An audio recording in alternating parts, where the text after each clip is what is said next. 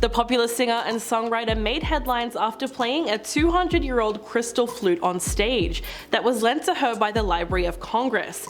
The flute once had belonged to the 4th President of the United States, James Madison. If you don't know, Lizzo is a classically trained flautist, and before playing the historical instrument, she introduced it by giving the audience a bit of backstory.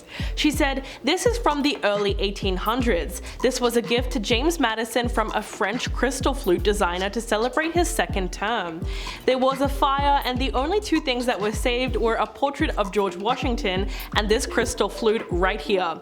I am the first person to ever play it, so you're about to hear what it sounds like for the first time. Thank you to the Library of Congress for preserving our history and making history cool. History is freaking cool, you guys." She then went on to play a beautiful melody with the flute and then started twerking on stage, before ending the song and returning the flute back to its handler. All in all, it was a very classic Lizzo performance, as she has been known to combine her talents on stage and twerk while playing the flute at her concerts. So why did this specific performance cause mass outrage? Well, most of the backlash that Lizzo received came from conservatives, who claimed that she desecrated the sacred instrument by twerking at the same time while she was playing it, which would clearly take a whole lot of skill for anyone to pull off.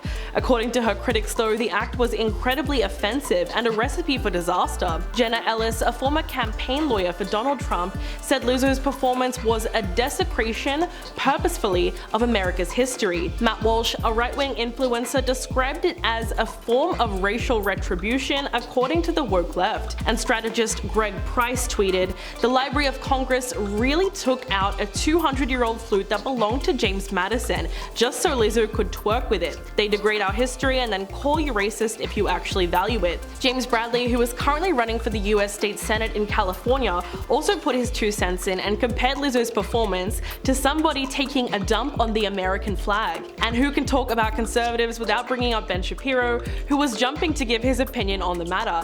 He framed the singer's actions as deliberately provocative and put the blame on her for the reactionary backlash. Of course, the mob of hate online inspired a counter-mob on Twitter, as many people came to Lizzo's defense and created memes about the situation. They questioned why such an obscure historical item would inspire so much rage. One of the hosts from The View, Sunny Hostin, gave her own take on the extreme backlash.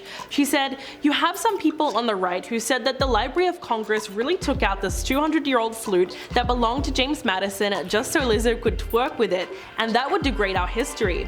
Sunny went on to say that her performance was a full circle moment for American history, and it represented the promise of America. So not only did Lizzo's performance draw attention to an interesting, relatively obscure historical item, but she stayed true to her own style of music and played it skillfully at the same time. And yes, she managed to have quite a bit of fun while doing it. The controversy surrounding the dance move has always existed, but it seems like it's being criticized now more than ever, whenever it appears in pop culture. Think about the twerking scene from Marvel's She-Hulk. Granted, the writing is awful and the series has been branded as everything that's wrong with Marvel these days, but fans were really up in arms over the decision to put that scene in. So it does make you wonder why a simple dance move seems to incite such anger and vitriol. For her part, Lizzo seemed to be very pleased with her accomplishment and her ability to multitask, saying, "I just twerked and played James Madison's crystal flute from the 1800s. We just made history tonight." So not only is she a talented artist, but she's also one of the only celebrities that puts her words into action, especially during the overturning of Roe v. Wade. Along with Live Nation, Lizzo pledged to donate $1 million from her special tour to support groups that provide reproductive health care. She tweeted, "I'm pledging $500K from my upcoming tour to Planned Parenthood," and added that Live Nation agreed to match it and make it $1 million in total. The hitmaker also responded to a comment and confirmed that she'd be sending money to certain reproductive rights funds as well, which describes itself as a network of grassroots organizations working to remove financial, logistical, cultural, and political barriers in the way of access to reproductive healthcare. Lizzo's special tour began on the 23rd of September in Florida and will finish up in November in LA, and is said to include everything from powerhouse singing to flute playing and even motivational speaking. Well, that's all the story we have for today. Let us know what you think in the comments below, and I'll catch you in the next video.